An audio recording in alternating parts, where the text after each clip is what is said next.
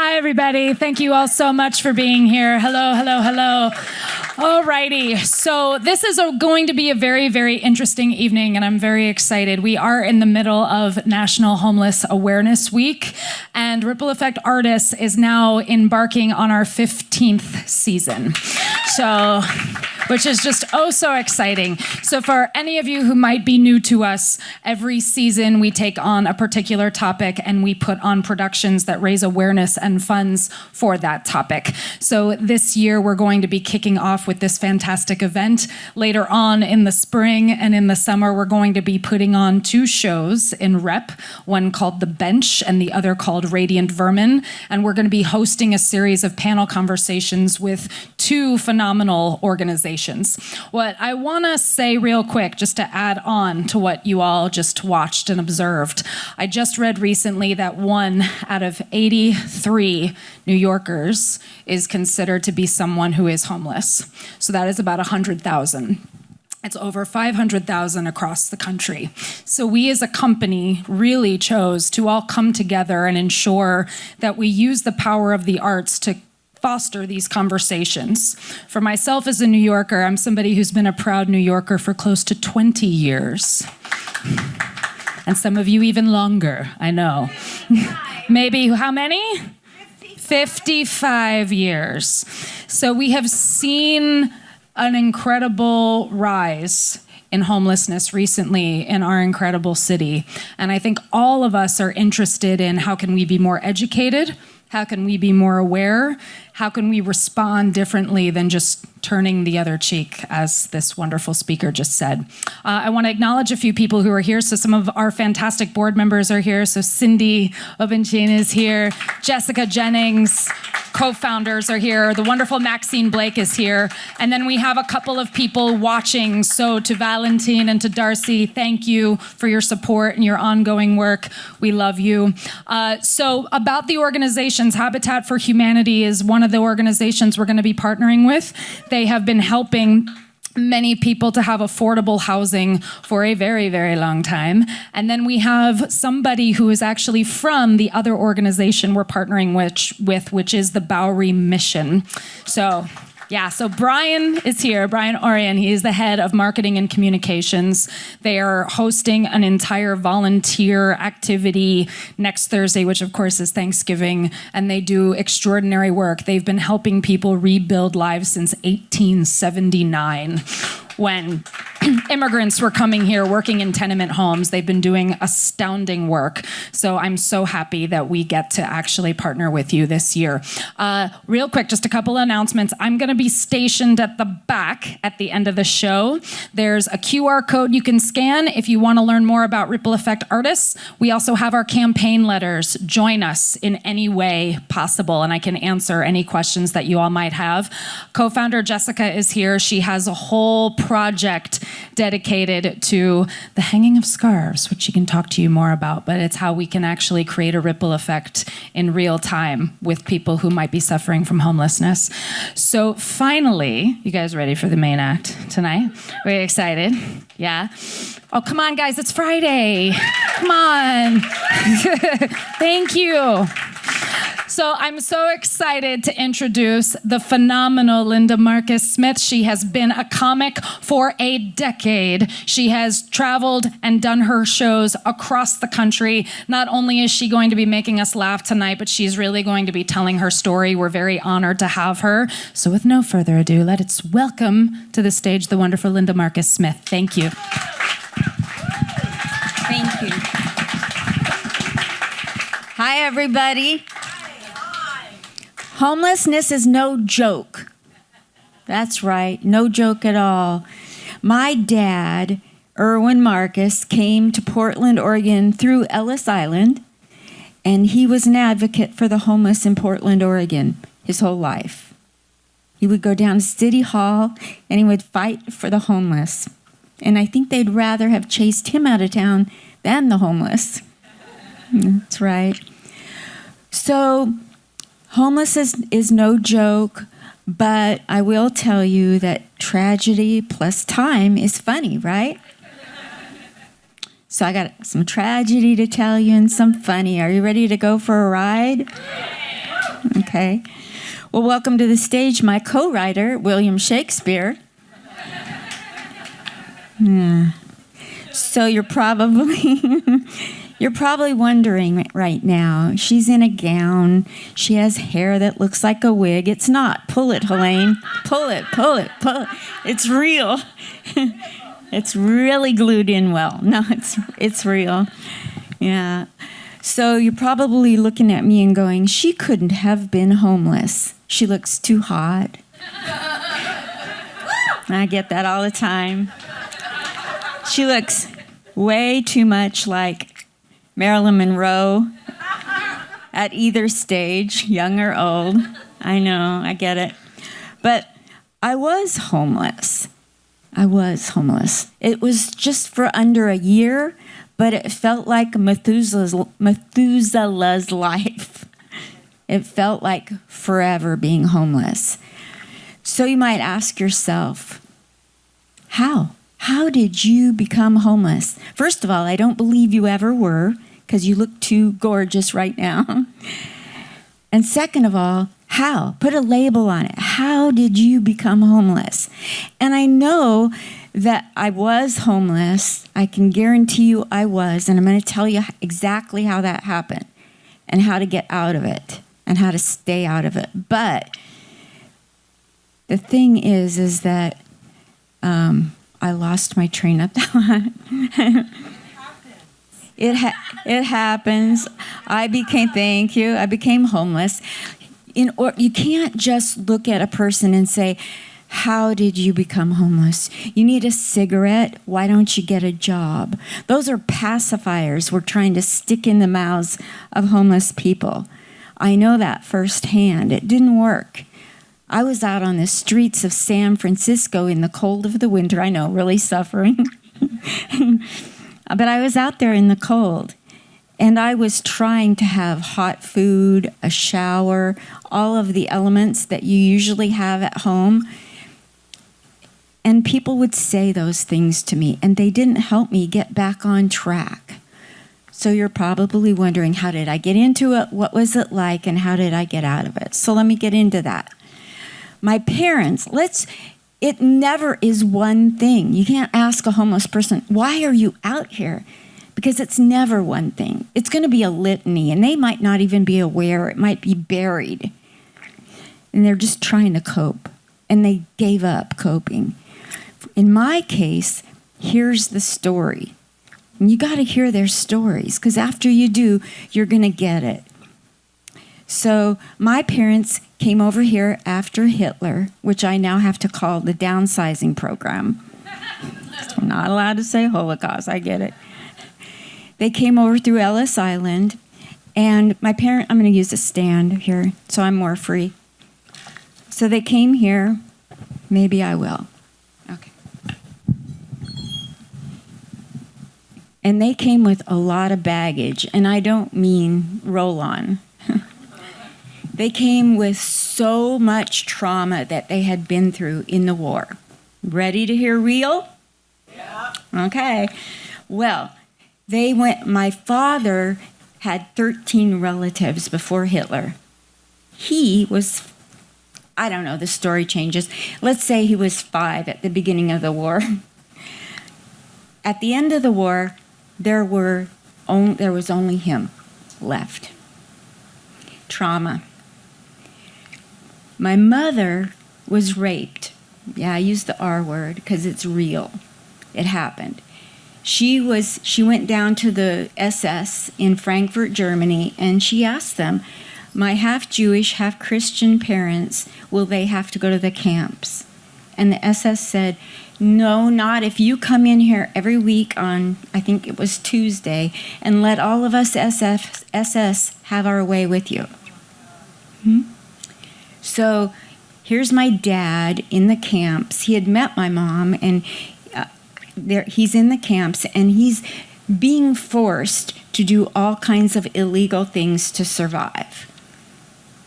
Things I'm not proud to even utter for the SS. Let's just leave it at that. He's not a proud survivor of the camps. He's a survivor. and he's got baggage that he's not even capable of dealing with. And then you've got my mother who's been sexually traumatized over and over, where she's screaming, how can God let this happen to me? By the end of the war, she wanted to be an agnostic. So they come to America. 2 days before they get on the boat, they lost their child. So now they're coming to America minus a child. And they always wanted to have a boy and a girl. So they got my mom pregnant and had my sister. Now they wanted a boy, and they got my mom pregnant with twins, me being one of them. So I was told all of this baggage at age 2. Yeah, did I need to know that at age 2? I don't think I did. So what I'm saying is, other children, when they're growing up, they're getting bedtime stories. Didn't you have those lovely bedtime stories you heard? Like the Grimm fairy tales? I had the really grim ones. Like Daddy, my dad would leave. You know how you want your daddy's love? Daddy, come back, tell me how you got out of the Holocaust again. And every night it was a different, the stories never matched up, so you knew there was something that was being hidden, right? So it wasn't till long after my family passed that I found out a lot more information. But I'm just saying, when other children are being raised in let's say a family that doesn't have so much trauma, they're having building blocks of self-esteem built into them. So when the hurdles of life come along, they can withstand those storms. In my life, those were knocked the hell right out from under me as I was growing up. And you know what's funny about all these stories is not telling them. It's that I've forgiven them all. I went a lifetime with regrets and being angry at the life I had. Not only did I have the kind of life that everything was being taken from me, but I was resentful. Now that I'm 72, I can finally, with some help of a friend I'll acknowledge at the end, I can forgive everybody and everything that's ever happened to me. Yeah, that's right. And that's how I can stand up here and only look 27 and not 72. It works. Did you know that when you forgive everybody and everything, you can clean up more than just your credit karma? Clean up your real karma. Just like that. So also things that happened in my life were more than just my parents. But my parents were unique in that the war ended in 1945. Well, they didn't get the memo. And my dad was German Jewish, and my mother was German Christian, German. They fought all the time in front of us kids. We got to hear it all. I remember like it was just yesterday. Are there people in the balcony? I don't want to ignore you. Okay. I remember like it was yesterday, my parents fighting again. And I had it. I can only take so much. I don't know about you folks, but I can only take so much. There they were again fighting. So I was playing with marbles, those glass marbles. And I took them and put them on the crown of my head, and I let them crash to the ground. They stopped fighting. And they looked at me as if I, at age 5, needed to explain to them why I made them quit fighting. And I looked at them and I just said, "You're making me lose my marbles." That's when and that's when I learned the power of comedy. But I didn't pull it out of my hat until much later. But I learned when you use comedy, you can break somebody's cycle of pain at a very young age. So my parents, that was my mom was very, very strict. Everything her way or the highway. Always, always, always. And I never felt her love. Let's be real. How many of you never felt one of your parents' love? Can't really see hands anyway. Why did I ask? But so I never really felt her love. And you know how it is when they pass? Then it dawns on you, or you have children, and then you get it. That's what happened. I finally figured out that my mother did love me.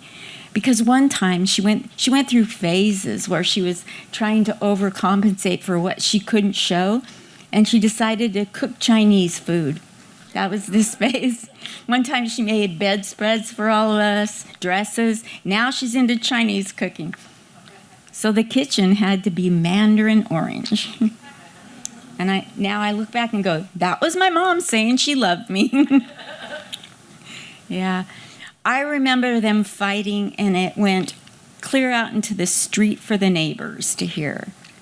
Yeah, they would get physical, and the neighbors would see one of them throwing the other one's possessions out on the front lawn on a regular. I couldn't have friends come over to my house to visit. I couldn't. We never knew what was going to happen. My dad had what we now know to be PTSD. And my mother she didn't want to acknowledge anything. Nothing was going on.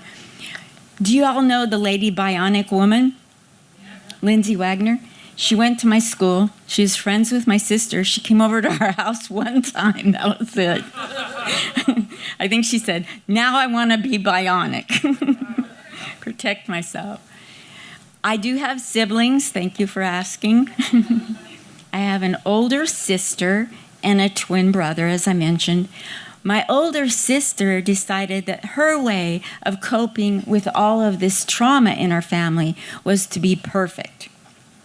She had no problems, ever. She did everything right, everything. So I thought. In fact, it wasn't until I turned 71 that she admitted in high school, when she was working in the snack bar at high school, the only way she got school clothes was to steal money out of the register. Yeah. See, I went through a big, long phase where I shoplifted. I was the black sheep in my family. She was the good one. Nobody thought she had this persona bigger than life, that she was perfect, and everybody thought that I was the one.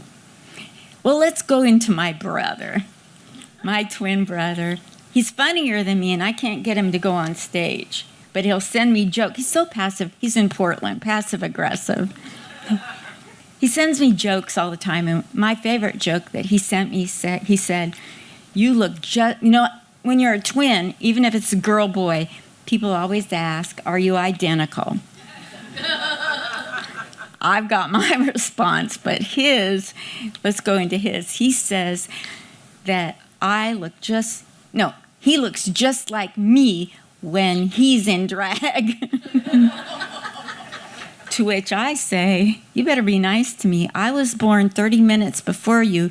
You could be my afterbirth.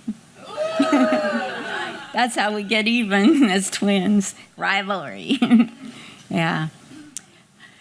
But my parents moved to Portland, and we all lived in a very close-knit Jewish area down in downtown Portland. And it was wonderful as far as the community. Even though things were bizarre in our home, we had a community to hold us together. I was going to synagogue. I knew who I was, or I was being told who I was. And then the Portland decided that Jews had to scatter. They did. They did an urban renewal on us. So the rich Jewish people went to the West Hills. And then our family went to the East Side to live amongst the non-Jewish people. So we were the only Jews in the neighborhood. Broke as a joke. And my dad wanted to keep on a facade. So he'd take us to the richest synagogue drunk, because he needed to, because he had PTSD. And he'd drop us off at synagogue for the rabbi to take care of me. And I remember him. That rabbi, don't get Alzheimer's. I do know that. This rabbi told me some of my very first jokes. And I just loved him so much because he made me laugh. And he brought me, I didn't even know I was in pain, but he brought me out of pain. You ever had that happen where something's bothering you, someone tells you a joke? Yeah. So, like I said, while other children were being raised to have good self-esteem, mine was being eroded. And when you're among the only Jewish family, and your dad wants to have a Christmas tree with a Star of David on the top of it every year, it's really So hard to have self-esteem. People are like, what the? Never mind, it's my papa. But yeah, and then, parents fighting and possessions out on the front lawn didn't help. I remember one time my parents, they were putting up, do you remember what a great big picture window is on the front of a big house? Well, my mom and my dad decided that they were going to put one in the front of the house. Instead of these little ones, they took them all out. And they got along so well. So this was a great project. I swear, I'm surprised they both didn't off each other. The glass broke. They were yelling, it's both each other's fault. It was a mess. I think we finally got a picture window in for the third attempt, through the third try. They had to keep bringing more windows. So, yeah. So, in second grade, let's fast forward. What was I like in school with all this extra help that I got at home? Well, I would go to school sometimes. In second grade, I raised my hand to ask Mrs. Smith. Ironic that I'm now Linda Marcus Smith. Mrs. Smith, I asked her if I could go to the bathroom. And she says, no, because recess is over. So pretty soon it was like clean up on aisle 1.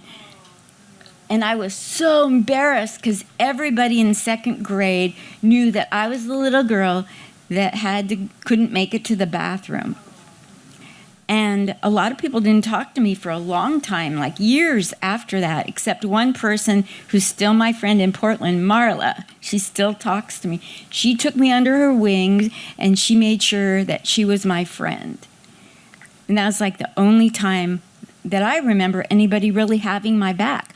I got home that day, and I had worn this brand new outfit that my Tante Berta, Aunt Berta in East Germany had sent me. It was like the colors my mom painted in the kitchen. It was mandarin orange, and I was wearing it to school, and that was the outfit that I had my accident in. And when I came home, I was devastated. It happened, and I told my mom, and she said, you go out back and burn it.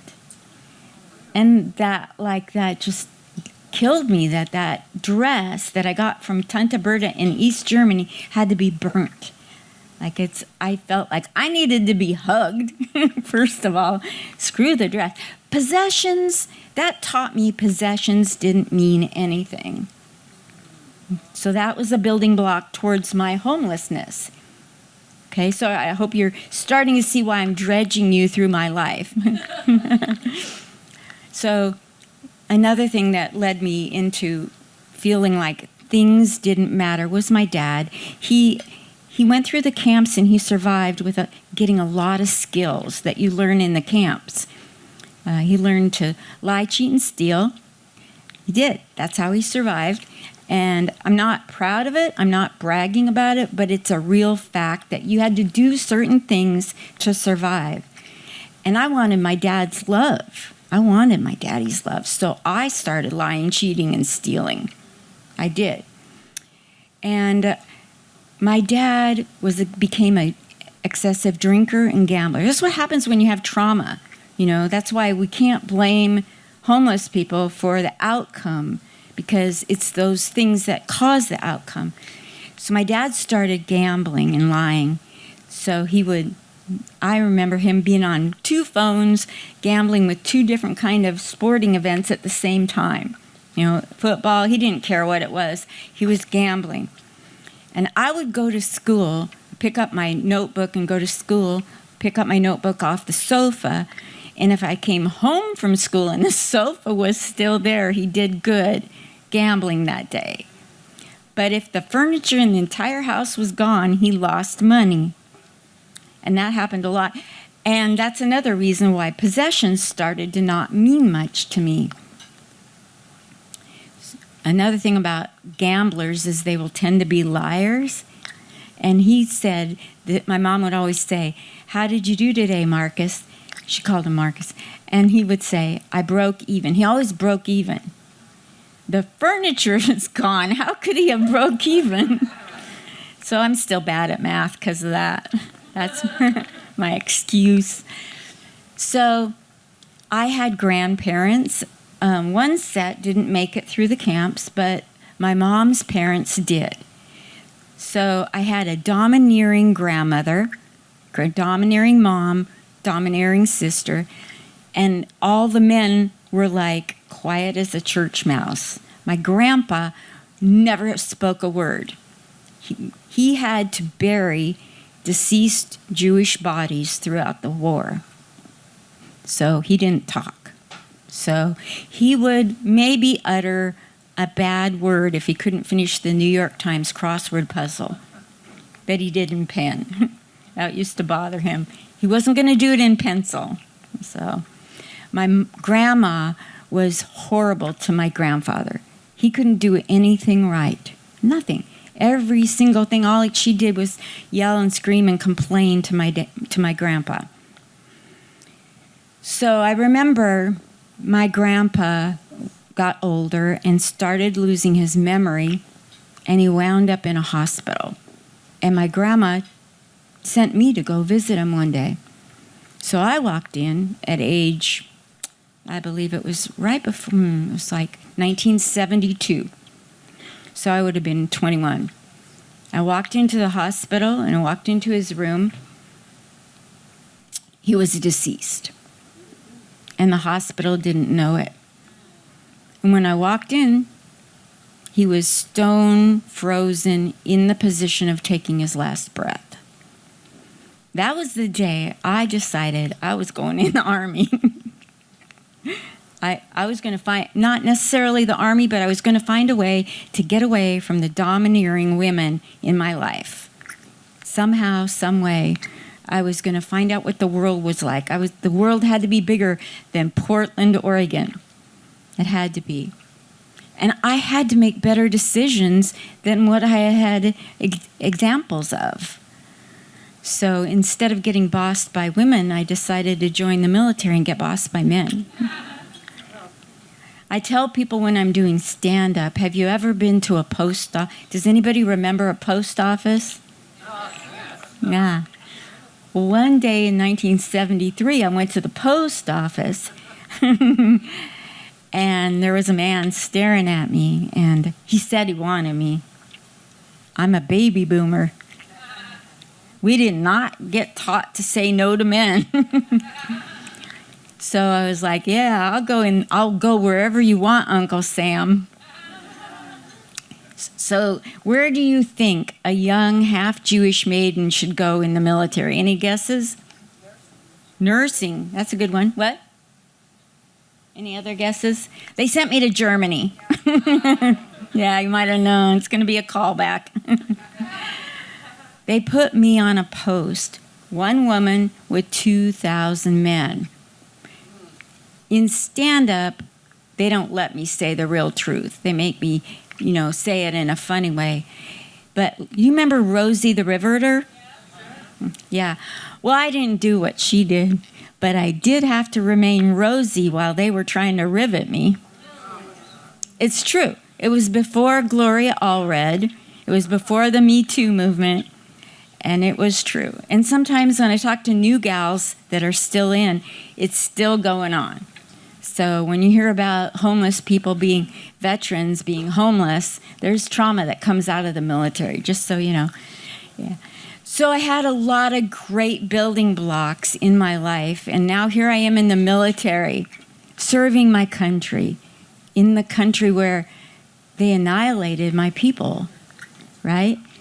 So, I'm not sure who to tell it to and who not to tell it to. That drink sounds so good.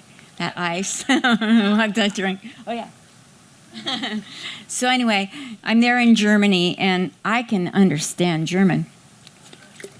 So I know who's talking about me behind my back. I went to get my hair. I met a guy, the first guy that came to pick me up at the air base in Frankfurt. The day I got there, I decided I'd fall in love with him. Why not? I know, right? He's from Iowa. I'm from Portland City Country. It's going to be great. I'm going to be a better mother than my parents were. I'm going to be a better wife than my parents were. I got this. Well, nothing could be further from the truth because as the old adage goes, you're going to go right after what you got. how you were raised. So I married an alcoholic, and he wasn't good to me. So I had more things kicked out from underneath me. It was a lot of years of being put down. And so I remember about year 7, I was in a closet wondering, homicide, suicide, divorce. That's it, divorce. And divorce is against my beliefs, but it was the best option. So, yeah, give it up for getting your best option on the plate. Yeah. So I got a divorce, but just before I got the divorce, we were married in 1974 in Germany. Little backtrack. In Germany, if you're a military, you have to get married in the German police station in order to get married on the post. Yeah. And they called the police station a rat house. That should have been my first clue. So we go to the rat house, and it was a rat's nest. This guy that's in charge of marriage certificates had papers everywhere. It was a rat's nest in there. So we filled out paperwork, and he said, come back in a couple of weeks. So we did. And we walked in his office, and he goes, oh, yeah. And he found it amongst piles of papers. He found our paper. So that was odd. So we got married. And then that was in 1974, and in 1976, I gave birth, because my husband couldn't, for some reason, maybe in Iowa. I gave birth to a baby girl named Lisa Marie, who's 47 now. Thank you. And I wasn't fit to be a mother any more than my parents were, as it turns out. Really, if you want to be honest, I had no self-esteem. My parents were too traumatized. So here I am with a baby, and I'm going to do everything my parents did not do. The exact opposite. So you're just making the opposite mistakes. I spoiled her rotten. At what age do most people want their children out of the house? 18. Thank you. Not me, 36. Yeah. I never told that child no. I did everything she wanted. I gave her everything. If it meant me not having shoes or clothes, she never heard the word no from me. That's my mistake. That's what I have to live with. I spoiled her and spoiled her and spoiled her, and then guess what happened? I got hit by a drunk driver. I got hit in 1996, I got hit by a drunk driver in Springfield, Oregon. Don't ever go there. And it took the VA hospital and 2 neuropsych doctors, it took them 2 years to diagnose that I had mild dementia due to brain trauma. In the meantime, my daughter had decided to take care of me. Back up, she's bipolar and hears voices. So she's equipped. She's taking care of me. I'm not getting better on my own. She's not capable of making it any easier. I'm staying ill. I'm not saying Munchausen. I'm just saying we were a bad combination. So she took care of me for 16 years, from 96 to 2014, because most of that time, I didn't even know who I was. I didn't know how to buckle my shoes. Everything. As I started getting better, if I started making logical mistakes, she was so bad off from my trauma. If I would forget something, she would hit me. If I would forget something, I didn't get to go to the doctor. If I would forget something, there'd be no food, no doctor, there'd be punishment. I remember it being illogical. As my brain healed, it started showing that it was illogical. Like, I remember picking up a paper towel thing one day, and I knew I picked it up over here, and I put it down over here, and she was threatening to hit me. And I started to stand up for myself, which was not something I had ever done. So that became very dangerous for me. So I'm just saying, if you spoil a child and then you try to change that, it can be too late. And so my daughter, God bless her, she tried her best to take care of her mom. She gave up her life but then she would cloister herself in the room because it was so depressing that her wonderful mother that did everything for her could do nothing for her anymore. And in fact, the opposite was now true. Does that make sense? So when I had the brain injury, the VA kicked in like 300 and something a month, and then it went up to 500 or 600 a month. And I couldn't say no to my daughter yet. So we went traveling because my daughter wanted to be a model. So she's going to be a model. I'm not saying no yet. So we went to every major modeling market in the United States in a car. So that put us at risk for homelessness. We'd get to a town, didn't know where we were going to be. Somebody would give us a break and we'd be somewhere or whatever. But those were that was before you could rent something before you got there. So I remember us getting into San Francisco at the tail end of all this craziness with the modeling. And they said, oh yeah, you should go to San Francisco. It's so cheap to live there. So we got there and found out the real truth. And then when the reality hit that the $600 a month was going to do nothing, we went and found a van at some old car lot for $300 and a mattress off the street, and we started sleeping in the van. And we'd let homeless people sleep with us. And we would go lie to get into a swimming pool to take a shower. She'd go in and say that she forgot something and needed to run, go get it, and take a shower, come back out. And I would go, when she's in there, I'd go and say, my daughter's in there, I forgot to give her something. I don't know how they didn't figure it out. I think it's a really bad lie. We would try to get food to eat. I remember it's so great to get warm food when you're homeless. I'm just telling you, it tastes so good. I remember standing outside a Goodwill and I could pick out the people that were bringing good clothes that I wanted. And I'd say, do you mind if I look through that? And they would let me.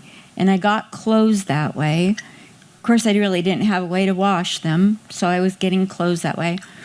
And I remember working for the San Francisco Street Paper and selling newspapers for them and being outside having a legitimate thing to do. I was so proud of myself because I wasn't just asking for free clothes or free food or free money. I was out selling something. That felt really great, representing the paper that's by the homeless, for the homeless. So if you ever see homeless people out doing that, it's an honorable thing to do. I guess you could say it's of the higher honorable things to do while you're homeless. It beats breaking in and stealing things. So yeah. Now, you're probably wondering, with all these life skills and raising a child and spoiling her, you kind of left me hanging. So let me fill you in on the rest of my daughter. So, having not ever told her no, how do you think that turned out? Given her anger. Any guesses? Yeah. So, one day I was in the car with my daughter, and I told you she's bipolar and hears voices, and I don't mean that as a put down. So if you or anyone you know is in that boat, that's not my heart. That's just my daughter. But I remember her eyes changing, and I always noticed if my daughter was having a bipolar moment, her eyes would change. I don't know how to explain it, but there's a change. And I said, this is the first time I ever stood up to my daughter in her whole life. I said, something just happened. What's going on? And she said to me, the sooner you realize that everything wrong with our relationship is your fault, the better off we'll be. And that light switch moment, that was it.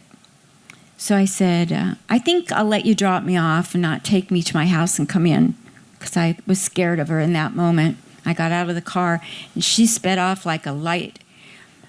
So when she got home, I emailed her, and I said, could you shed a little light on what you're talking about? And she said, Here's 51 things that you've been doing wrong that you need to do to perfection to be my mother. How would you handle that? Now, I'm going to tell you a heartbreaking answer of how I handled it. I told my daughter to take a year off from being my daughter. I wanted distance. There had been too much violence. And being told you have 1, 2, or 3 things wrong with you that you need to do to perfection to have your daughter's love, maybe. But 51, I think you're telling me you want to be away from me. Well, that was March 13, 2014. And I still haven't heard back from her. That day, I called Ace's Comedy Club, that's no longer in existence. I outlived a comedy club. I called up and I said, Rocky Osborne, how would you like to save my life? He's like, huh? I said, men, sorry. I said, no, seriously, I can't live with my daughter, and I definitely can't live without her. Either way. But if I could get in today and learn comedy, how to make hurting people laugh today, I'll have a reason to live. He got me in at 2 p.m.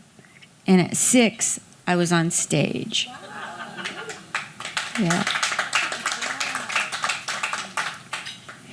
Now, I don't know if any of you ever feel the presence of anybody that's gone on before you, but I got in line to go on stage that night, and I'm playing with my ring. Let me take it off. I got on stage to, do the open mic, and there was a gentleman behind me, and I said, what's your day job? And he said, I'm a psychic medium. And I said, okay, who do you see around me? He goes, your father. What's he saying? He's proud of you. My mom, she's not going to talk. That was my mom. I knew my mom was there not talking. See, I don't have any anger or bitterness about it. And I know it's serious, and I know it's sad to you hearing it the first time. I've had a lifetime to cope with this. I get it, that you haven't. But this is what I'm talking about, is that no matter what this is what I want to be my legacy, is that no matter what you go through in your life, no matter how hard you've been hurt, no matter how many people you've hurt that don't forgive you, you can forgive everybody and everything, and you can be light as a feather. That's what I believe.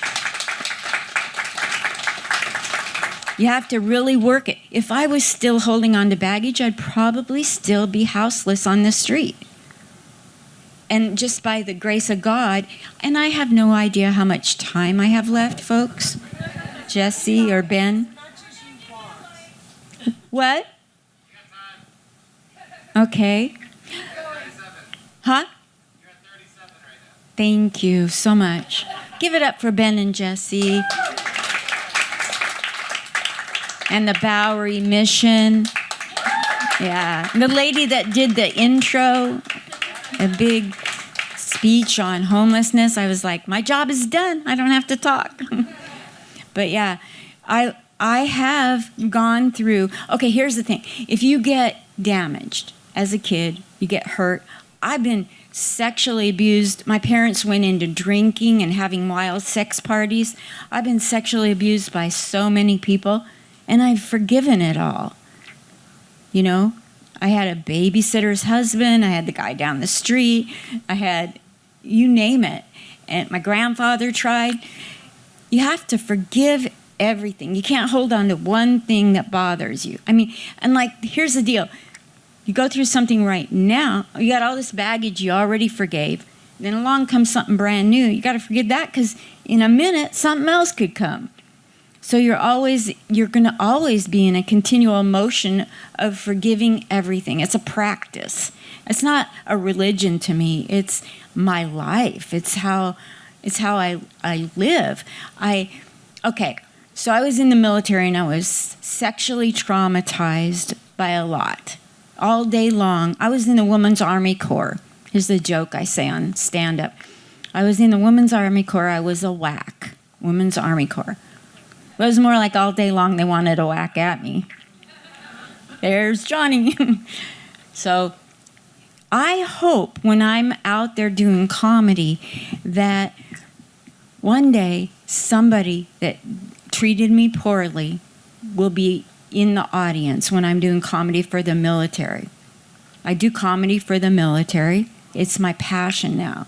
I have to go out and teach them how to write jokes, make them laugh, because God only knows if I went through a lot. You know, the military has been through so much trauma that they've had to bury extra long hours, seeing death, destruction, whatever, being given orders that they don't agree with, and they bury it all. And just like I did, I buried all this stuff. And then when I got the brain trauma, off it came, and then I had to deal with it, and now I can forgive. So I just want to go out and make people laugh and spread love and forgiveness. I just figure if I'm out trying to love people and show them that I don't have any baggage, maybe that will be hope. I don't have to talk about it. I can just be about it. Yeah, I'm not much of a talker when I get off stage. I have one angel in the room to acknowledge. I wouldn't be here, I wouldn't be alive if it wasn't for Helene Witt. In 1 second, I'll have you come up here, Helene. She spent countless hours on the phone with me, letting me bitch and moan about my entire life till I could get to the point where I could talk like this. I would not be alive without her. I wouldn't be doing comedy to this level. There's so many people in the comedy world that wouldn't be where they're at without her. So give it up for Helene.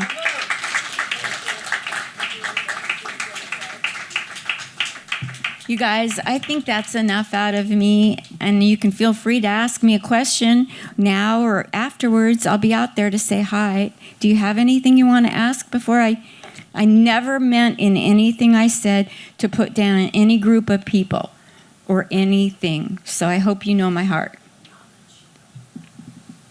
Any question? I have a question, Linda. Mm-hmm. You talked about the time you were living in the van, Mm-hmm. but I never really got, what happened that you were no longer in the van?